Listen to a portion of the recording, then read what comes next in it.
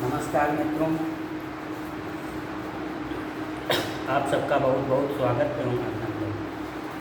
आइए हम सब अपने दैनिक कार्यक्रम को कंटिन्यू करते हुए आगे चलते हैं। हम सब अप्रैल मंथ का करंट अफेयर्स डील कर रहे हैं, जिसमें राष्ट्रीय, अंतर्राष्ट्रीय, राष्ट्रीय पोर्शन, अंतर्राष्ट्रीय पोर्शन, खेल पोर्शन और कुछ अवार्ड्स हम लोग देख चुके हैं। उसी क्रम में हम सब आगे बढ़ते हैं और देखते हैं कि अन्य छोटी छोटी कौन सी महत्वपूर्ण गतिविधियाँ एग्जामिनेशन के पॉइंट ऑफ व्यू से हम सभी को पढ़ने हैं। तो आइए चलते हैं। अवार्ड का पोर्शन चल रहा था, तो उस सीरियल में जो है नेल्सन मंडेला विश्व मानवतावादी पुरस्कार, ये इम्पॉर्टेंट फैक्ट है। नेल्सन मंडेला विश्व मानवतावादी पुरस्कार जो है इसे मिला है 2021 का। रुमाना सिन्हा सहगल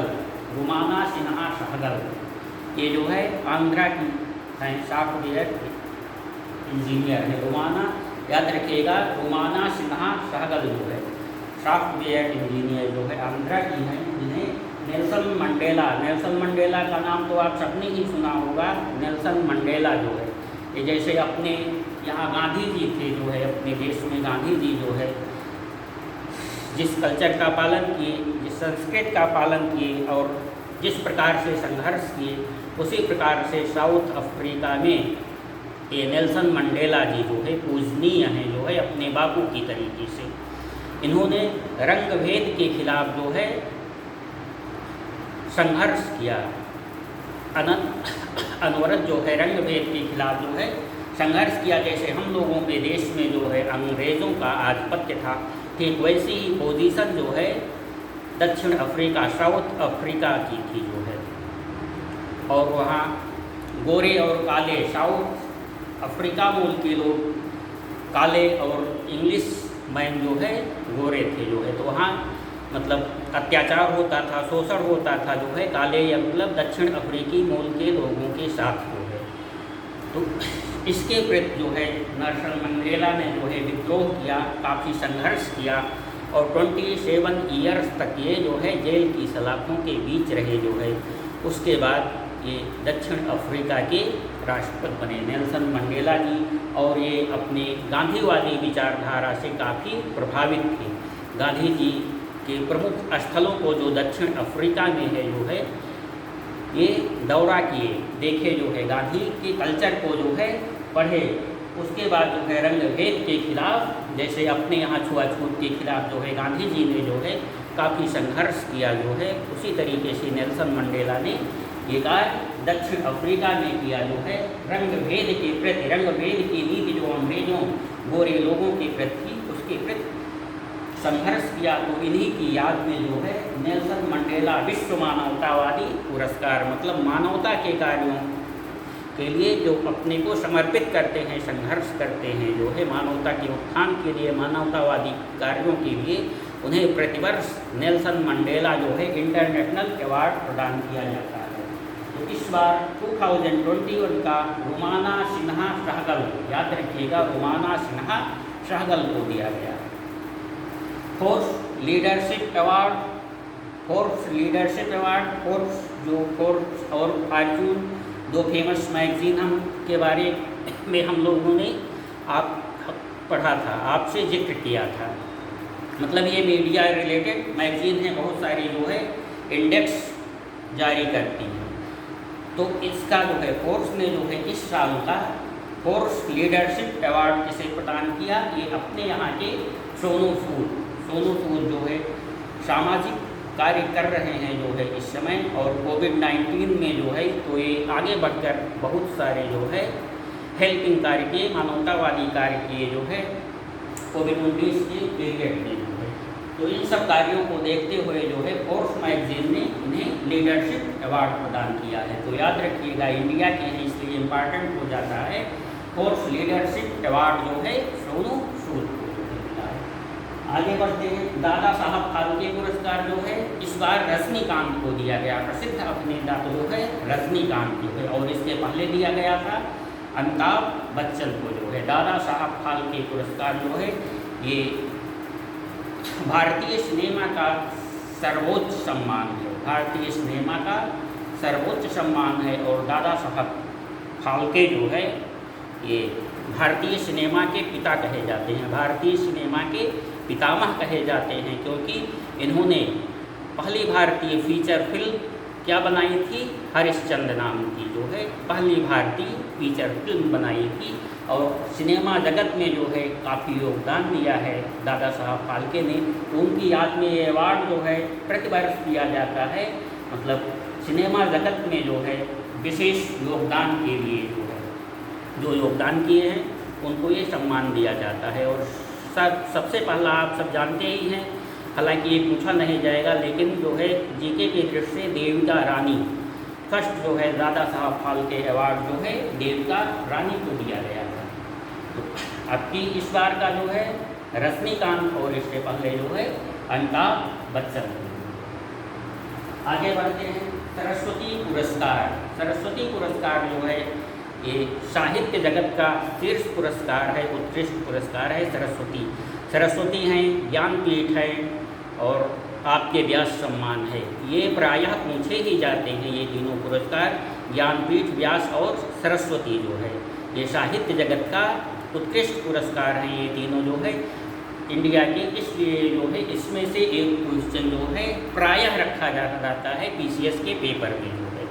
तो सरस्वती सम्मान अभी हाल ही में दिया गया है 2020 का 21 में दिया गया है, लेकिन ये किस ईयर का अवार्ड है 2020 का जो है। और ये किसे दिया गया है, डॉक्टर शरद कुमार लिम्बाले, डॉक्टर शरद कुमार लिम्बाले। ध्यान रखिएगा ये किस लैंग्वेज के, किस भाषा के कवि और साहित्यकार हैं, ये मराठी साहित्यकार हैं, मराठी लैंग्वेज के जो है, मराठी भाषा की जो है। तो इनको हाल ही में सरस्वती पुरस्कार दिया गया है। और ध्यान रखिएगा ये सरस्वती पुरस्कार, सरस्वती अवार्ड जो है के बिरला फाउंडेशन द्वारा प्रदान किया जाता है। तो डॉक्टर शरद कुमार लिम्बाले मराठा साहित्यकार, और इनकी बुक किस बुक के लिए दिया गया जो है, तो उस बुक का नाम सनातन, सनातन जो है मराठी भाषा में लिखी गई इनकी बुक है जो है। और सनातन में मतलब उसकी कथा वस्तु क्या है, थीम है जो है उसकी दलित संघर्ष के बारे में जो है, दलितों पर कैसे अत्याचार होता है, किस तरीके से वो संघर्ष करके जो है समाज में संघर्ष करते हैं जो है, ये पूरी इनकी स्टोरी है दलित संघर्ष पर जो है।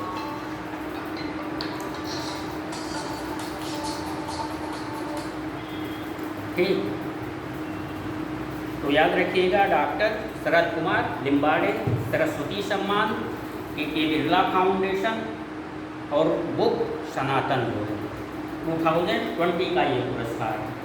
आगे बढ़ते हैं, कलिंग भूषण सम्मान। कलिंग भूषण सम्मान जो है, कलिंग भूषण सम्मान ये इम्पॉर्टेंट इस दृष्टि से हो जाता है कि कलिंग भूषण अवार्ड जो है एक गवर्नर को दिया गया है। एक गवर्नर को जो है, वो गवर्नर कहाँ के हैं, आंध्रा के गवर्नर विश्वभूषण हरिचंद। विश्वभूषण हरिचंद जी जो है इस समय आंध्रा के गवर्नर हैं और वो साहित्यकार भी हैं।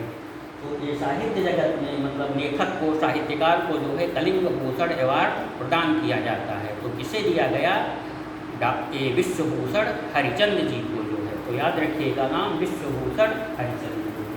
आगे देखते हैं जीडी बिरला, 30वां जीडी बिरला पुरस्कार। ये सुमन चक्रवर्ती, कौन है, सुमन चक्रवर्ती जो है ये मैकेनिकल इंजीनियर आईआईटी खड़गपुर में, आईआईटी खड़गपुर की जो है ये मैकेनिकल इंजीनियर है वहाँ पर सुमन चक्रवर्ती, और इनको जीडी बिरला पुरस्कार प्रदान किया गया। अब इम्पॉर्टेंट देखिए, ऑस्कर अवार्ड हम लोग जो है पढ़ चुके थे। कल की वीडियो में ऑस्कर अवार्ड जो है बताया गया था। ऑस्कर अवार्ड मतलब किन किन लोगों को, किस जो है फिल्म को डायरेक्टर, एक्टर, एक्ट्रेस और बेस्ट फिल्म, ये सारे बता दिए गए थे।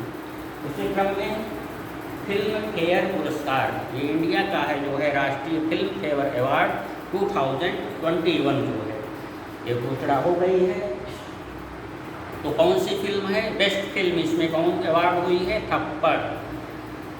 बेस्ट फिल्म थप्पड़ जो है। इसके बाद क्या आता है? डायरेक्टर, डायरेक्टर ओम राउत। बेस्ट जो है डायरेक्टर का अवार्ड ओम राउत को। बेस्ट एक्टर, बेस्ट एक्टर जो है इरफान खान को। इरफान खान जो है, इरफान खान को जो है बेस्ट अवार्ड। और इसके बाद जो है एक्ट्रेस जो है तापसी पन्नू। बस इतना सा ही इम्पॉर्टेंट है इसमें जो है, इससे अधिक कुछ भी नहीं आएगा। फिल्म फेयर पुरस्कार या ऑस्कर अवार्ड में ही जो है बेस्ट फिल्म समझ लीजिए, और best actor, best director, best actress, और सबसे ज़्यादा जो है ऑस्कर अवार्ड किस फिल्म को मिली जो है, तो नोमैडलैंड ये हम लोग चर्चा कर चुके हैं। इसी तरीके से फिल्म फेयर में क्या पूछा जाएगा? बेस्ट फिल्म का अवार्ड जो है थप्पड़, best actor Irfan Khan, best actress Taapsee Pannu, और ओम प्रकाश राउत जो है डायरेक्टर को जो है। तो इतना ही पूछा जाएगा फिल्म से संबंधित, इससे ज़्यादा अवार्ड में नहीं पूछा जाएगा। International ranger award, international ranger award जो है ये किससे मिला है? महेंद्र गिर। इंटरनेशनल अवार्ड जो है एक पर्सनालिटी महेंद्र गिर हैं, ये फॉरेस्ट रेंजर मतलब रेंज अधिकारी हैं जो है कहाँ के? उत्तराखंड। राजा जी राष्ट्रीय उद्यान उत्तराखंड का प्रसिद्ध उद्यान है जो है, और वहाँ पर ये रेंज अधिकारी हैं महेंद्र गिर जो है। तो इनके उत्कृष्ट कार्यों को रेंजिंग के क्षेत्र में ये इंटरनेशनल रेंजर अवार्ड प्रदान किया गया है। तो ये इतने सारे इम्पॉर्टेंट अवार्ड हैं जो है, और इसके पहले भी जो है हम प्रीवियस जो है लेक्चर में हम लोग कुछ अवार्ड को पढ़ चुके हैं। तो ये सारे के सारे अवार्ड काफ़ी इम्पॉर्टेंट है, इसे ध्यान रखिएगा। ये सरस्वती सम्मान जो है मोस्ट इम्पॉर्टेंट जो है डॉक्टर शरद कुमार लिम्बाले, महाराष्ट्र मराठी भाषा, और इनकी बुक भी आप लोग याद रखेंगे, सनातन। कथा वस्तु जो है जीके की दृष्टि से आप लोग जाने रहेंगे, दलित संघर्ष पर आधारित है। इसके बाद कोर्स सोनू सूद, दादा साहब फाल्के, रजनीकांत जो है, नेल्सन मंडेला अवार्ड जो है, सिमोना रोमाना सिन्हा सागल को। इस तरीके से जो है ये सारे इम्पॉर्टेंट अवार्ड हैं। इसके बाद हम लोगों का जो छूटा हुआ है ऑपरेशन अभियान, कुछ ऑपरेशन अभियान किए जाते हैं जो है ये सैन्य बलों के द्वारा जो है। तो उसमें से जो है एक क्वेश्चन प्रायः आता ही आता है। तो कुछ तो जो है अभियान मतलब फिक्स हैं, वो रेगुलर होते हैं, मतलब रूटीन के अभियान हैं जो है प्रतिवर्ष होते हैं, और उन्हीं निश्चित देशों के बीच में होते हैं। जैसे आपका जो है वरुण, मित्र, हैंड टू हैंड, वज्र जो है, मालाबार अभियान, ये निश्चित इंडिया और निश्चित देशों के बीच में जो है संपन्न किए जाते हैं। गरुड़ अभियान इसी क्रम में जो है। तो हम बाद में जो मतलब पूरे करंट का जो है पूरे ईयर का जो है जब क्लासिफिकेशन करेंगे, अलग अलग डील करेंगे एग्जामिनेशन के पहले, तो सारे के सारे जो है अभियान उसमें हम लोग पढ़ेंगे। लेकिन करंट में जो है अप्रैल के मंथ से रिलेटेड जो है अप्रैल के मंथ के लिए जो है जो करंट अफेयर्स में अभियान हैं उनको केवल हमें उन्हें यहाँ पर डील करना है, देखना है। तो कौन कौन से इम्पॉर्टेंट अभियान किए गए इस दरमियान? तो आपके वज्र प्रहार फर्स्ट है जो है वज्र प्रहार पहला आता है। वज्र प्रहार जो है ये इंडिया और यूएस के बीच में, यूनाइटेड स्टेट इंडिया और यूनाइटेड स्टेट के बीच जो है वज्र प्रहार अभियान संपन्न हुआ। और ये पूछा जा सकता है कि ये कहाँ पर हुआ जो है, मतलब सैन्य बलों के बीच जो है, विशेष सैन्य बलों के बीच जो है, ये विशेष बलों के बीच इंडिया और अमेरिका का संयुक्त अभियान था। और ध्यान रखिएगा ये अभियान जो है कहाँ पर आयोजित किया गया? ये हिमाचल में आयोजित किया गया। बकलोह एक हिमाचल का प्लेस है जो है, बकलोह जो है, यहाँ पर दोनों देशों के विशेष बलों का अभ्यास जो है संपन्न हुआ जो है हिमाचल में। तो वज्र प्रहार, ऑपरेशन वज्र प्रहार। आगे देखते हैं खंजर। खंजर जो है, ऑपरेशन खंजर जो है ये इंडिया और किर्गिस्तान के विशेष बलों का अभियान था। और मूलतः जो है आतंकवाद के खिलाफ जो है किया गया जो है, मतलब आतंकवाद से कैसे निपटा जाए, क्या स्ट्रेटजी बनाई जाए जो है, इस परिप्रेक्ष्य में जो है ये अभियान इंडिया और किर्गिस्तान के बीच संपन्न हुआ जो है। और ये कहाँ पर हुआ, बिश्केक, किर्गिस्तान की राजधानी जो है बिश्केक है जो है, वहाँ पर दोनों देश के संयुक्त बलों का, विशेष संयुक्त बलों का ये ऑपरेशन खंजर अभियान संपन्न हुआ। इसके बाद अगला इम्पॉर्टेंट ऑपरेशन ला पेरूज, सेनाओं का अगला ऑपरेशन जो है ला पेरूज ऑपरेशन, ये मोस्ट इम्पॉर्टेंट ऑपरेशन है, क्योंकि इसके बैकग्राउंड में कुछ अलग ही कहानी है, कुछ अलग ही बात है जो है। तो ला पेरूज अभियान जो है ये बंगाल की खाड़ी में जो है संपन्न हुआ। तो बंगाल की खाड़ी में प्रश्न उठता है किस किस के बीच जो है संपन्न हुआ ला पेरूज ऑपरेशन जो है। तो इसका लीडरशिप किया जो है फ्रांस ने जो है, फ्रांस की अगुवाई में, फ्रांस के नेतृत्व में जो है ये अभियान, ये ऑपरेशन, सैन्य बलों का ऑपरेशन जो है बंगाल की खाड़ी में संपन्न हुआ जो है। और इसमें कौन कौन से देश भाग लिए, फ्रांस तो था ही, उसने लीडरशिप किया। इसके बाद आपका इंडिया, यूएस, जापान और ऑस्ट्रेलिया, ये 4 जो है क्वाड कंट्री कहलाते हैं। क्वाड कंट्री जो है ये संगठन बना हुआ है क्वाड कंट्रीज का जो है, मतलब जलीय सुरक्षा के लिए जो है, महासागरीय सुरक्षा के लिए जो है क्वाड ये संगठन बना हुआ है। तो इसमें क्वाड में जो है quadrilateral, India, Australia, Japan, America जो है 4 कंट्रीज जो है। तो ये फ्रांस के नेतृत्व में जो है क्वाड 4 जो है क्वाड कंट्रीज का ऑपरेशन था जो है, ये संपन्न किया गया बंगाल की खाड़ी में। ये इम्पॉर्टेंट क्यों हो जाता है, ये ध्यान दीजिएगा, क्योंकि चाइना का आप सब विशेषता जानते ही हैं कि चाइना विश्व की महाशक्ति बनना चाहता है, मतलब अमेरिका को लीड करके जो है वो नंबर 1 पर आना चाहता है, विश्व की महाशक्ति बनना चाहता है। और इसी संदर्भ में हम लोग देख चुके हैं और चर्चा भी हो रही है कोविड-19 के बारे में, चाइना को लेकर के कौन कौन से जो है तथ्य आ रहे हैं सामने जो है।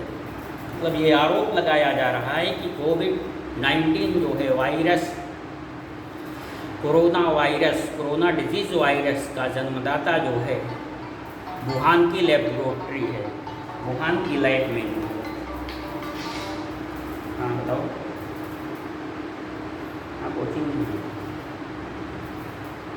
याद है। तो वुहान की लेबोरेटरी और जो है WHO ने भी वहाँ पर जांच किया, और ये जो बाइडेन प्रेसिडेंट कह रहे हैं कि हम अभी जो है व्यापक जांच करेंगे इस संदर्भ में जो है, इस प्रकरण के बारे में। तो मतलब चाइना, और देखिए बहुत सारे जो है ये हिंद महासागर पर इसकी नज़र है जो है, मतलब जलीय क्षेत्र पर नज़र है, और बहुत कई देशों में जो है उसके अड्डे हैं जो है, सैनिक अड्डे स्थापित कर लिए हैं जो है। तो इसी तरीके से हिंद महासागर, प्रशांत महासागर परिक्षेत्र पर भी, और दक्षिण चीन सागर विवाद को इस समय जो है हाईलाइट हो रहा है। चीन वहाँ पर जो है पूरे जल क्षेत्र पर कब्जा करना चाह रहा है। तो महासागर तंत्र पर जो है आपके हिंद महासागर, प्रशांत महासागर पर जो है चीन अपना आधिपत्य स्थापित करना चाहता है। इसलिए उसके जो है किनारे पर, उसके तट पर जो भी कंट्रीज हैं जो है वहाँ पर वो सैन्य अड्डे स्थापित कर रहा है, अपने सैन्य बेस बना रहा है। और वो पाकिस्तान को जो है मिला ही लिया है, और उसकी निगाह जो है बहुत बुरी तरीके से नेपाल पर ही है।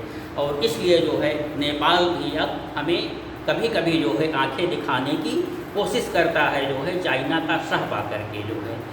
तो बहुत सारे कंट्रीज जो है नेपाल के विरुद्ध हैं, जिसमें यूएस, आपका जापान, क्योंकि दक्षिण चीन सागर से रिलेटेड जापान, वियतनाम, ये सब भी हैं, इसलिए जापान भी उसके खिलाफ है, ऑस्ट्रेलिया है जो है।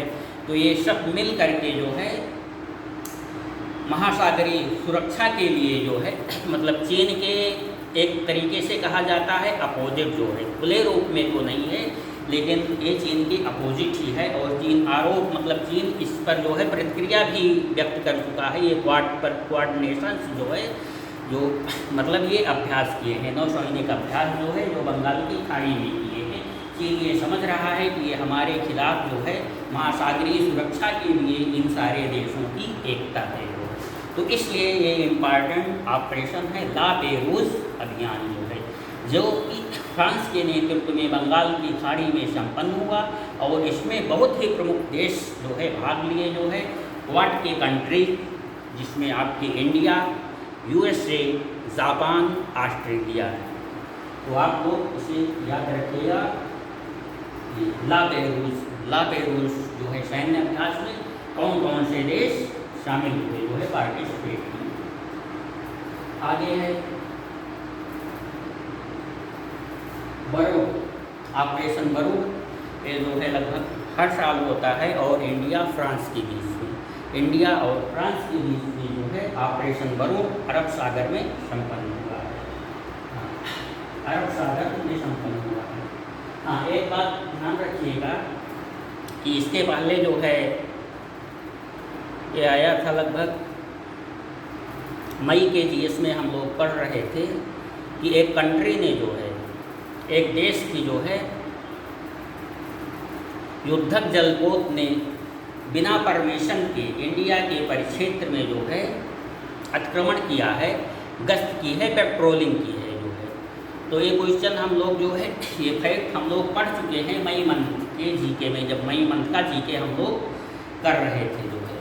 तो उसमें ये बताया गया था कि ये जो है ऑपरेशन, ये पेट्रोलिंग जो है अरब सागर में की गई है लक्षद्वीप के समीप, लेकिन जो है अरब सागर में नहीं, जो है ये हिंद महासागर का परिक्षेत्र था, लक्षद्वीप के समीप ही जो है ये अमेरिका के जहाज द्वारा, जलयान द्वारा पेट्रोलिंग की गई। 200 समुद्री नाटिकल माइल्स जो है आप ये सब, ये भी कॉन्सेप्ट बताया गया था कि समुद्र तट से जो है समुद्र की गहराई मतलब समुद्र के भीतर 200 नाटिकल मील, 200 नाटिकल मील की रेंज तक जो है उस देश का अधिकार होता है, तटीय देश का अधिकार होता है।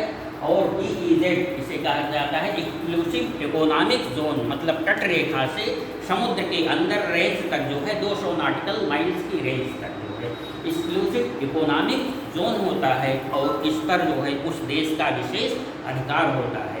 उस देश के जो है परमिशन के बगैर जो है किसी भी विदेशी जो है जलयान को या विदेशी नागरिक को आने की परमिशन लेनी पड़ती है, बिना परमिशन के वो नहीं आ सकता है। लेकिन जो है हाल ही में यूनाइटेड स्टेट का जो है युद्धपोत ये कहाँ पर आया, लक्षद्वीप के समीप, ये 200 मीटर की रेंज के अंदर तक आ गया बिना इंडिया की इजाज़त के जो है।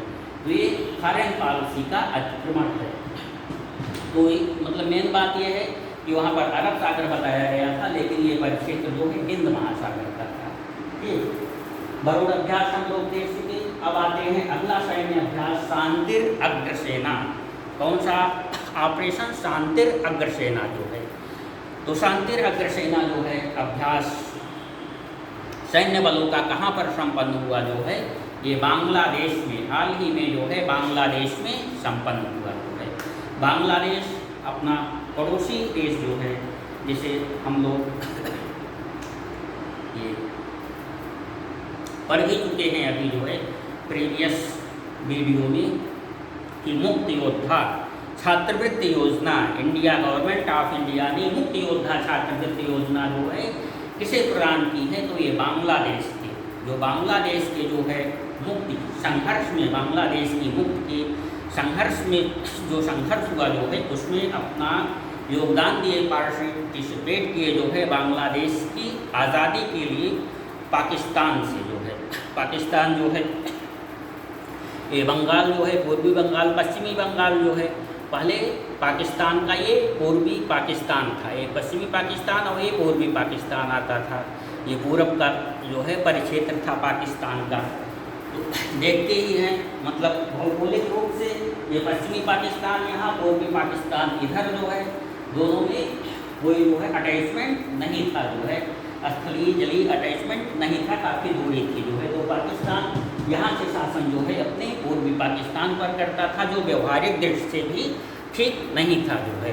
और ये इंडिया के नज़दीक में है, इंडिया का सटा हुआ पड़ोसी देश है जो है बांग्लादेश। तो मतलब ये बंगाल का रीजन पहले इंडिया का ही था जो है, इंडिया से जो है काफ़ी मिक्स रहता था। तो यहाँ के लोग स्वायत्तता चाहते थे, क्योंकि पाकिस्तान इन पर अत्याचार करता था, शोषण करता था जो है।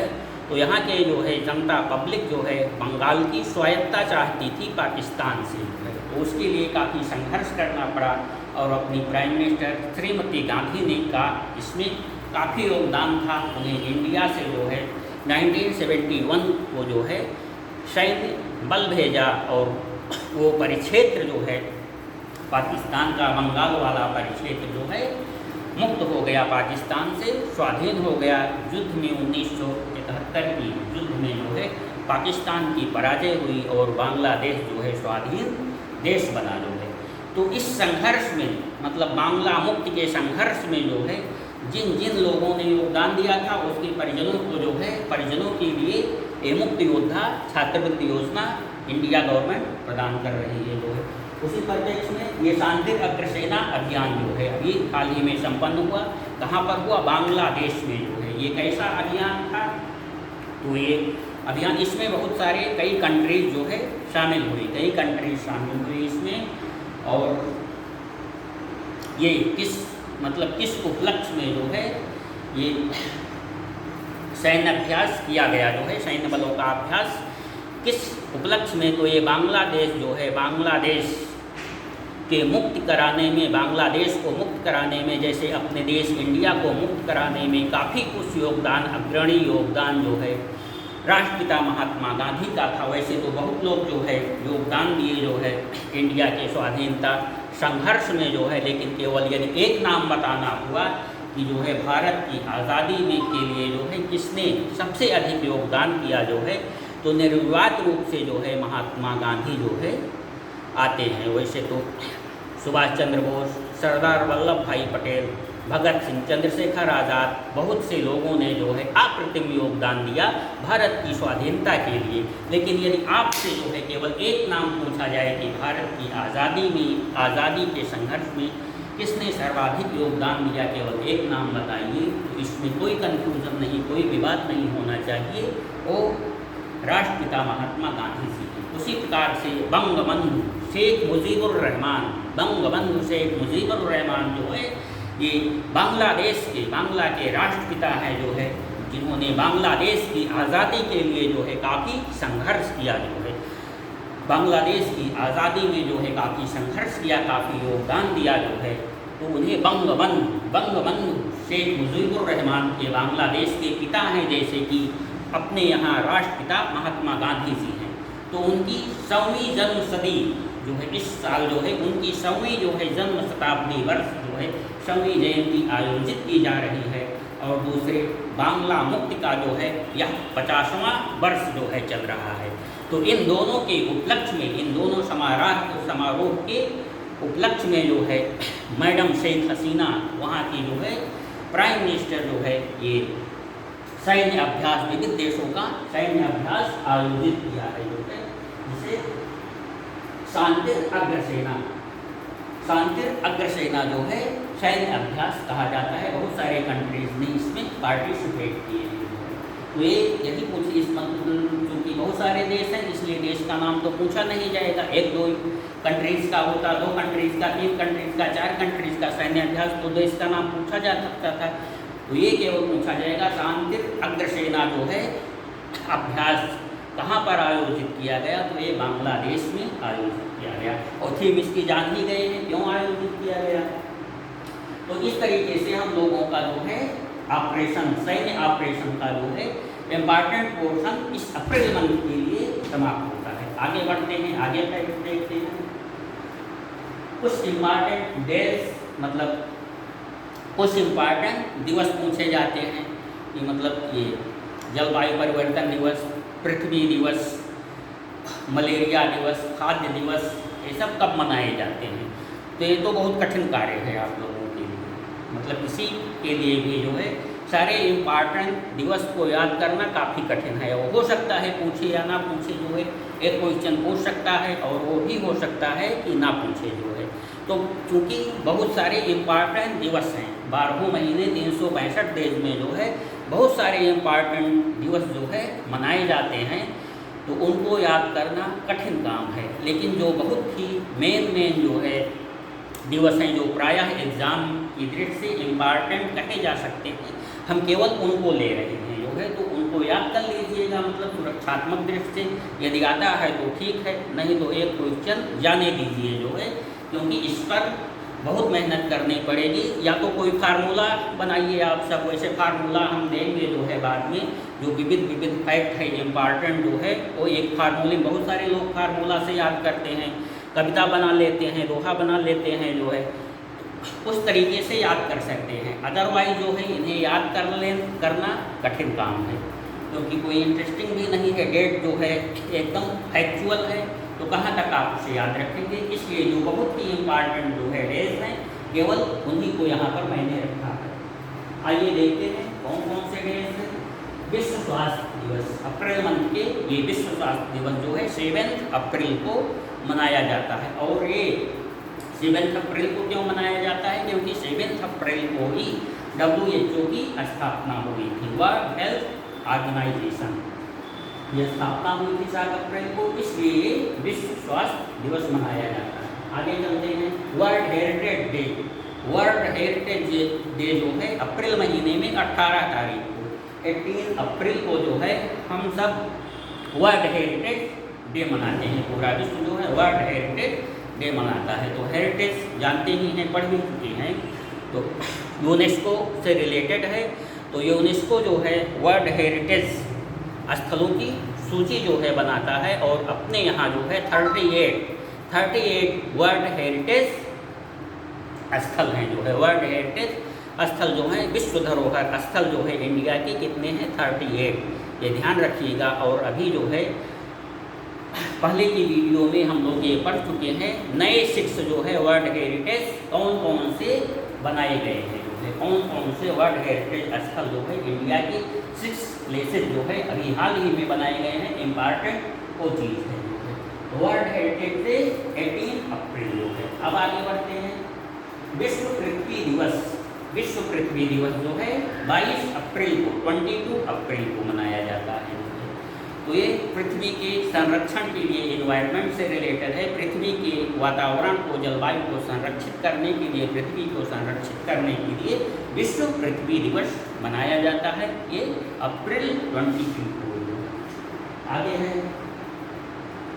बौद्धिक संपदा, कई बार आया है बौद्धिक संपदा दिवस, तो ये जो है अप्रैल 26 को, अप्रैल 26 को जो है। तो इतना ही अप्रैल में केवल, वैसे तो बहुत सारे किताब पत्र पत्रिकाएँ मैगजीन में देखेंगे जो है 1 अप्रैल से लेकर के जो है 30 अप्रैल तक बहुत सारे जो है इम्पॉर्टेंट डेज दिए गए हैं। लेकिन मेरी समझ से जो परीक्षाओं में आते हैं जो है, आने की संभावना केवल इन्हीं की है। विश्व स्वास्थ्य दिवस अप्रैल 7, वर्ल्ड हेरिटेज दिवस अप्रैल 18, पृथ्वी दिवस अप्रैल 22, और बौद्धिक संपदा, विश्व संपदा दिवस जो है, विश्व बौद्धिक संपदा दिवस अप्रैल 26 को जो है। यदि आप इतना ही याद रखेंगे तो काफ़ी संभावना है कि आप लोगों का काम चल जाएगा। आगे बढ़ते हैं।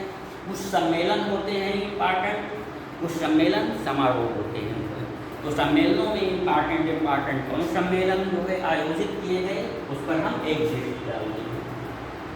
यूएन जलवायु परिवर्तन, conference of parties, UN United Nations का जो है जलवायु परिवर्तन सम्मेलन जो है, तो इसका जो है कॉन्फ्रेंस ऑफ पार्टीज का शिखर सम्मेलन, इसमें जो जो देश शामिल होते हैं वो पार्टीज होते हैं, और इनका एक प्रतिवर्ष जो है शिखर सम्मेलन कॉन्फ्रेंस आयोजित किया जाता है। 2021 में कहाँ आयोजित होगा जो है? ग्लासगो। ग्लासगो कहाँ है जो है? स्कॉटलैंड में है। स्कॉटलैंड में यूके समझिए, यूनाइटेड किंगडम। तो ये ग्लासगो स्कॉटलैंड में है, वहाँ पर जो है 2021 का यूएन मतलब ये प्रतिवर्ष आयोजित किया जाता है। तो यूएन जलवायु परिवर्तन सम्मेलन जो है कॉन्फ्रेंस ऑफ पार्टीज 26 का 26 जो है, ये जलवायु से रिलेटेड है, जो है इन्वायरमेंट से रिलेटेड है, जलवायु में क्या परिवर्तन हो रहा है इससे रिलेटेड है, इस पर चर्चा होती है और कुछ नियम नियमावली बनाए जाते हैं जिन्हें देशों को स्वीकार करना होता है, जो है। तो ये यूएन जलवायु परिवर्तन सम्मेलन, विश्व शहर सांस्कृतिक सम्मेलन, अभी जो है कुछ समय बाद विश्व सांस्कृतिक शहर सम्मेलन जो है आयोजित होगा। और ये इम्पॉर्टेंट इसलिए है, जो है इसमें ये पूछ सकता है कि इंडिया की तरफ से जो है कौन इस सम्मेलन में पार्टिसिपेट करेगा, जो है कर चुका नहीं है, करेगा, जो है। तो ये सीएम अरविंद केजरीवाल, आप सीएम अरविंद केजरीवाल दिल्ली के जो है सीएम, वे इंडिया की तरफ से पार्टिसिपेट करेंगे, जो है। इसमें मुख्यमंत्रियों का सम्मेलन होता है, जो है मतलब स्टेट के जो हेड होते हैं, एग्जीक्यूटिव हेड जो है, जैसे मुख्यमंत्री स्तर के मुख्यमंत्री जो है तो पार्टिसिपेट करते हैं और पूरे विश्व का सम्मेलन होता है। तो ये किस लिए होता है, जो वहाँ के मतलब उनके स्टेट के जो अच्छे शहर हों, कल्चर्ड शहर होते हैं, कल्चर के हेड से समृद्ध होते हैं, उनके बारे में चर्चा परिचर्चा होती है कि वो बताते हैं कि जैसे अरविंद केजरीवाल जाएंगे तो ये बताएंगे कि दिल्ली का कल्चर कैसा है और हमारे लिए दिल्ली के विकास के लिए उसके कल्चर को संरक्षित करने के लिए भविष्य में क्या क्या योजनाएं हैं, जो है। तो जितने भी सारे स्टेट के हेड्स होते हैं वो अपने अपने जो है शहर की, किसी एक शहर की बारे में पूरा डिटेल में बताते हैं, जो है क्या कल्चर है वहाँ की और भविष्य में उस शहर के लिए जो है इनके पास क्या योजनाएं तैयार की गई है, कैसे कैसे डेवलपमेंट करेंगे, कैसे कैसे कल्चर को संरक्षित करेंगे। तो अपने यहाँ से जो है अपने यहाँ का प्रतिनिधित्व अरविंद केजरीवाल जी कर रहे हैं और किस शहर के लिए, दिल्ली जो है सिटी के लिए जो है ये अपना व्यू रखेंगे उस सम्मेलन में। तो ये इम्पॉर्टेंट इसलिए है क्योंकि पूछ सकता है कि विश्व शहर सम्मेलन, सांस्कृतिक शहर सम्मेलन जो आयोजित होने वाला है उसमें इंडिया की तरफ से कौन पार्टिसिपेट करेगा, तो अरविंद केजरीवाल जी। आगे बढ़ते हैं, G7 समिट। G7 समिट जो है आप लोगों ने परिचित होंगे इससे, ये विश्व के अग्रणी देशों का जो है संगठन है G7। इसमें कौन कौन से जो है अग्रणी देश हैं, जो है US, Canada, UK, US, Canada, UK, US means USA, Canada, UK, Italy, France, Japan जो है ये G7 है। पहले G8 था, रसा भी था इसमें जो है, लेकिन इस समय रसा इस ऑर्गेनाइजेशन में नहीं है, तो इस समय 7 ही है जो है G7, US, Canada, UK, Italy, France, Japan. ये इम्पॉर्टेंट है, जो है इसको पूछता है कभी कभी, ये पूछा जाता है कि G7 में कौन कौन से कंट्रीज शामिल हैं।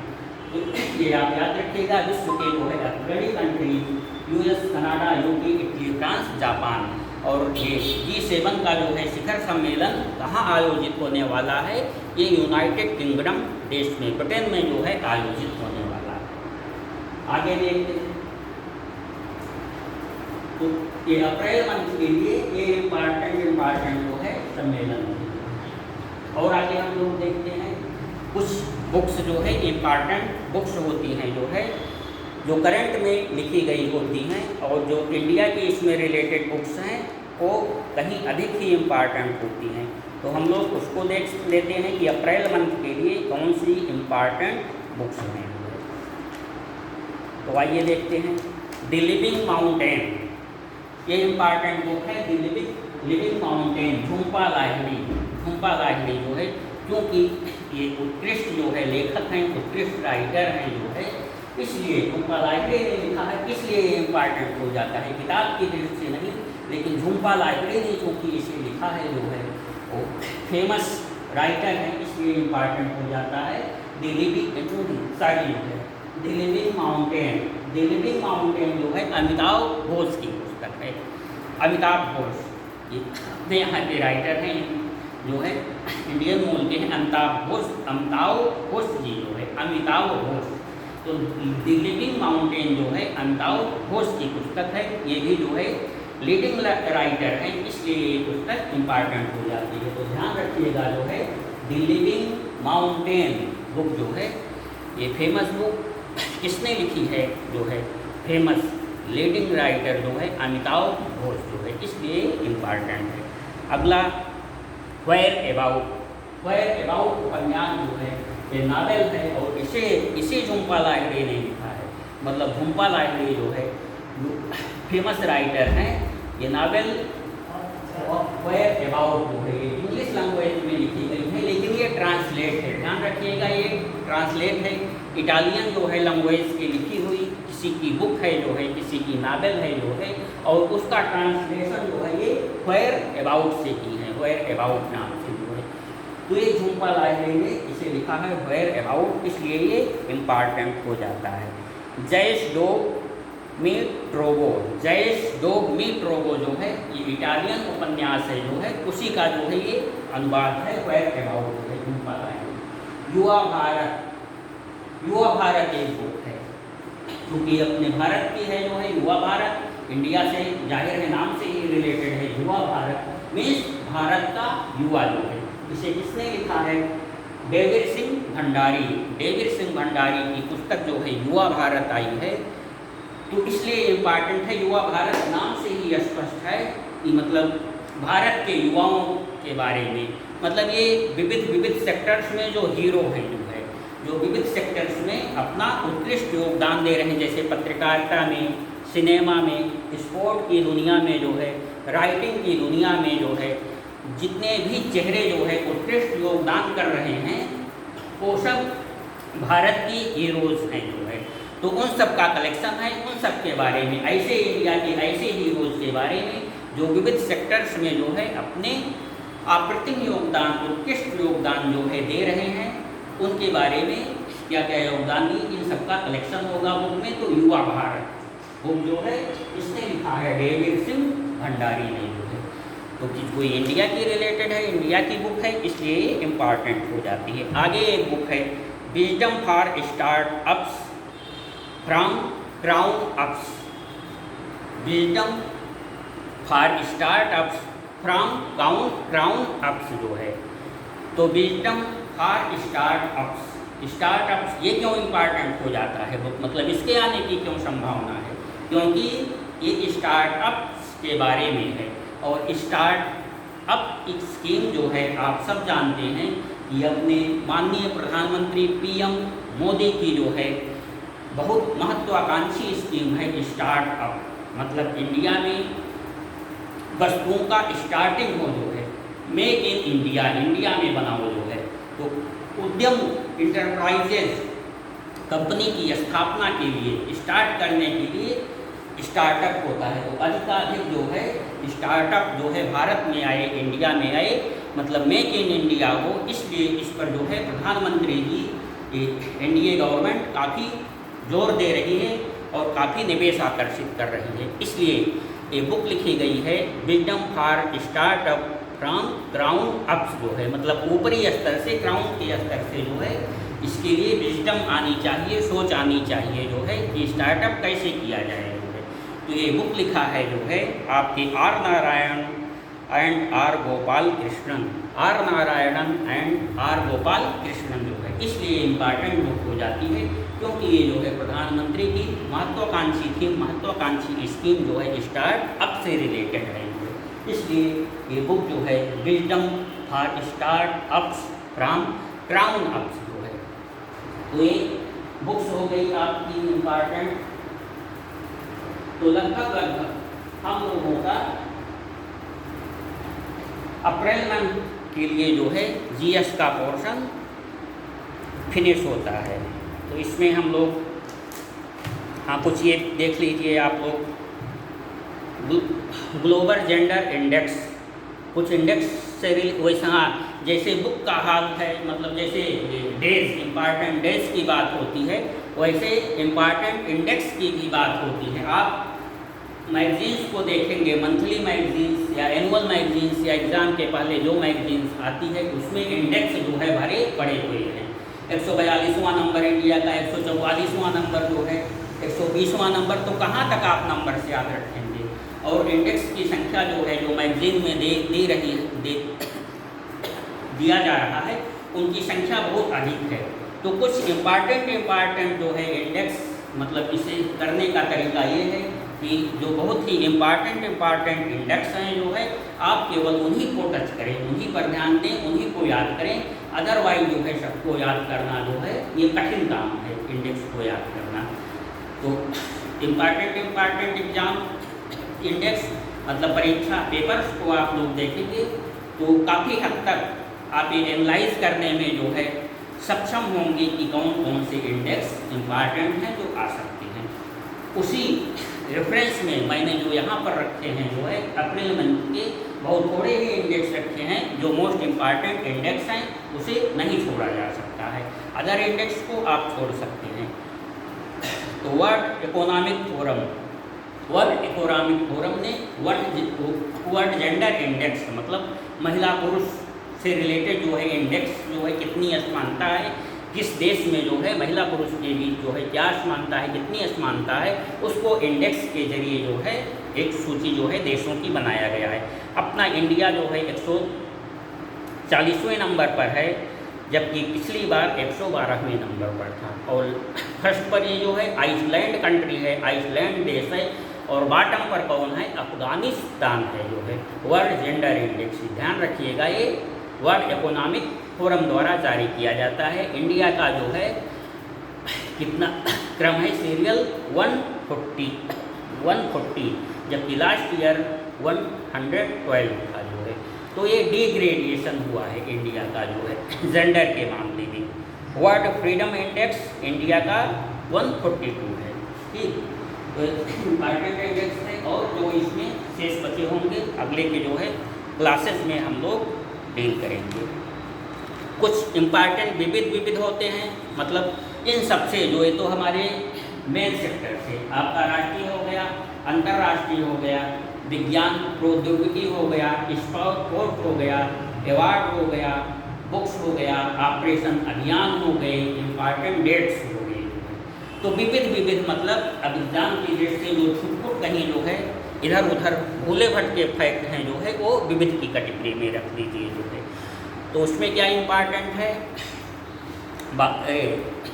रामायण संग्रहालय जो है और सांस्कृतिक केंद्र, ये बाराबंकी में जो है रामायण संग्रहालय और सांस्कृतिक केंद्र की स्थापना की जा रही है। अयोध्या के बगल में जो है, अयोध्या जो डिस्ट्रिक्ट है उसके बगल बाराबंकी में जो है रामायण संग्रहालय एवं सांस्कृतिक केंद्र की स्थापना की जा रही है। ये इम्पॉर्टेंट हो जाता है यूपी पीसीएस की दृष्टि से जो है, करंट क्वेश्चन जो है। तो याद रखिएगा, रामायण संग्रहालय एवं सांस्कृतिक केंद्र जो है कहाँ स्थापित किया जा रहा है, ये बाराबंकी में है ना। इम्पॉर्टेंट आप सब जानते हैं कि जो है अयोध्या इस समय कितना हाईलाइटेड हुआ है जो है, और अयोध्या ने जो है बहुत निवेश हो रहे हैं। अयोध्या को जो है पूरी अयोध्या का एक तरीके से नई अयोध्या जो है डेवलप की जा रही है, उस पर बहुत सारे खर्च किए जा रहे हैं। और जन्मभूमि का प्रकरण तो आप सब वाकिफ ही हैं, परिचित ही हैं जो है, तो इसलिए अयोध्या से रिलेटेड ये फैक्ट है, इसलिए ये इम्पॉर्टेंट हो जाता है यूपी पीसीएस के पॉइंट ऑफ व्यू से जो है। रामायण संग्रहालय और सांस्कृतिक केंद्र यूपी के बाराबंकी में स्थापित किया जा रहा है। बनाना फेस्टिवल कहाँ आयोजित किया गया, कुशीनगर में। एक मतलब नीति आयोग, ये नीति आयोग जो है इस्टेब्लिश किया गया है भारत के डेवलपमेंट के लिए विभिन्न सेक्टरों को। तो उसी परिप्रेक्ष्य से जो है अपने यूपी में जो है उससे प्रेरणा लेकर के one district one product, ODOP, one district one product, मतलब किसी भी डिस्ट्रिक्ट के, यूपी के जितने भी डिस्ट्रिक्ट है 75, उसके एक प्रोडक्ट को बढ़ावा देना, जो वहाँ की मतलब कैसा प्राचीन प्रोडक्ट है, पुरानी प्रोडक्ट है, मतलब पहले जो है उस प्रोडक्ट के नाम पर जो है उस डिस्ट्रिक्ट का, उस ज़िले का नाम था जो है। जैसे गोरखपुर में टेराकोटा हो गया, या आपका सिद्धार्थनगर में काला नमक हो गया, अलीगढ़ में ताले हो गए, मुरादाबाद में जो है पीतल के बर्तन हो गए। इस तरीके से जो है उसको बढ़ावा दिया जाए। भदोही में कालीन इंडस्ट्री जो है, जो वहाँ की पहचान थी पहले, लेकिन अब जो है वो विलुप्त होती जा रही है, वो प्रोडक्ट वहाँ से, तो उसको पुनः जो है हाईलाइटेड किया जाए, जो है उसके प्रोडक्शन पर ध्यान दिया जाए और इसके प्रोडक्शन वालों को जो है काफ़ी कुछ सहायता की जाए जो है। तो बनाना, कुशीनगर का बनाना जो है डेवलपमेंट के लिए वहाँ पर बनाना महोत्सव आयोजित किया गया कुशीनगर में। पाइथन 5 मिसाइल हम लोग पढ़ चुके हैं, जो है तेजस से जो है लॉन्च किया गया। पाइथन 5 मिसाइल हाल ही में इसका परीक्षण किया गया तेजस स्वदेश निर्मित हड़के लड़ाकू विमान से। ये पाइथन 5 जो है ध्यान रखिएगा इंडिया की मिसाइल नहीं है, बल्कि ये इजराइल की जो है मेड मिसाइल है, इजराइल मेड मिसाइल पाइथन 5 है जो है, जो अपने यहाँ लाया गया है। और उसका तेजस से जो है अभी हाल ही में जो है तेजस हड़के लड़ाकू विमान से सफल परीक्षण किया गया उसका। गोवा के राज्यपाल बने हैं सुनील अरोड़ा जी, ये इम्पॉर्टेंट है, ध्यान रखिएगा। गोवा के राज्यपाल जो है कौन बने हैं? सुनील अरोड़ा जी जो है। डिजिटल करेंसी पर बिटकॉइन जो है एक डिजिटल करेंसी है जो है, ये वास्तविक मुद्रा नहीं है, जैसे मतलब कागज़ की मुद्रा या कॉइन होता है जो है, धातु मुद्रा जो है, उस तरीके की ये मुद्रा नहीं है।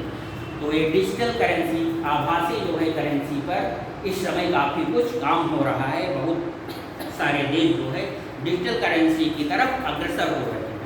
तो मतलब इसके कहीं रखने की झंझट नहीं है, सुरक्षा की दृष्टि से नहीं है जो है, क्योंकि इंटरनेट से रिलेटेड है, डिजिटल से रिलेटेड करेंसी है जो है। तो उस युग में हम आ गए हैं।